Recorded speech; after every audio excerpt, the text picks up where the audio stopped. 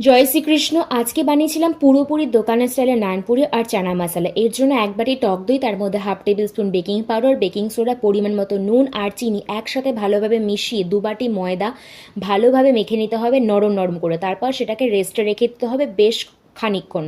তারপরে একটা শুকনো মশলা করে নেব, আর সাথে করে নিয়েছিলাম আদা রসুন কাঁচা লঙ্কারও একটা পেস্ট।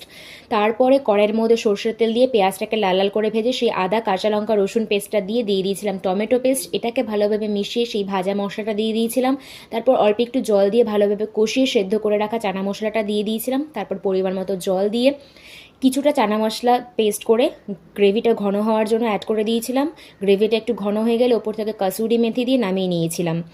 তারপরে এই ডোটাকে গোল গোল করে বেলে এরকম ডুবো তেলে ভেজে নিলে রেডি আমাদের টেস্টি টেস্টি নানপুরি। দেখো কত পরিমাণে সফট হয়েছিল, আর খেতে কিন্তু একদম দুর্দান্ত। ভিডিও ভালো লাগলে লাইক করে দিও।